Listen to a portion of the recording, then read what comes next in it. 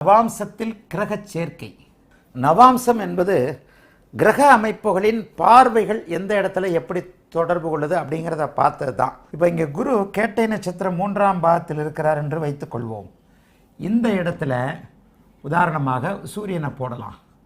சூரியன் கேட்டை, இது ரேவதி 2ஆம் பாவத்தில் இருக்கிறார்னு வச்சுக்குவோம்.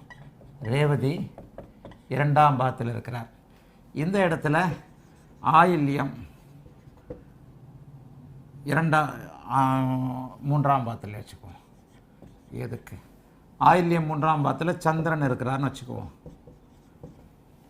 இப்போ இங்கே இருக்கிற குரு 5ஆம் பார்வையாக இவரையும் 9ஆம் பார்வையாக இவரையும் ராசியில் பார்ப்பார். சூரியனையும் சந்திரனையும் இப்படி பார்ப்பார் இல்லையா? இந்த இடத்த பார்த்தீங்கன்னா நவாம்சத்தில்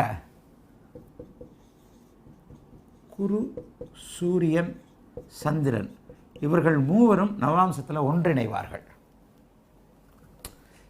அதாவது இங்கே இவர்கள் ஒன்றிணைந்திருப்பதன் மூலமாக இந்த நவாம்சத்தில் கிரக அமைப்புகளில் இவர்கள் ஒன்றிணைந்திருப்பதன் மூலமாக இவர் எத்தனை டிகிரியில் இங்கே இவர்களை பார்க்கிறார் என்பதை கூட இங்கே கணித்து விடலாம்.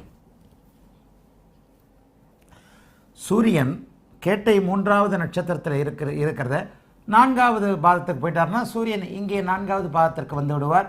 இங்கே குரு சூரிய சேர்க்கை ஏற்படாது. உதாரணமாக இங்கே இவர் 24 டிகிரியில் இருக்கிறார்னு வச்சுக்குவோம்.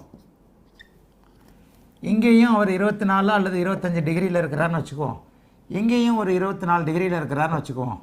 இந்த மாதிரி குரு, சந்திரன் இவருடைய பார்வை அமைப்பு மிக நெருக்கமாக இருக்கிறது என்பதை நவாம்சத்தில் உள்ள கிரக சேர்க்கை குறிக்கும். சரியான டிகிரி அமைப்புகளில் குரு இவர்கள் இருவரையும் பார்க்கிறார் என்பதை நவாம்சத்தில் டிகிரி கணக்குகள் இல்லாமலேயே சில நிலைகளில் கணிச்சிடலாம்.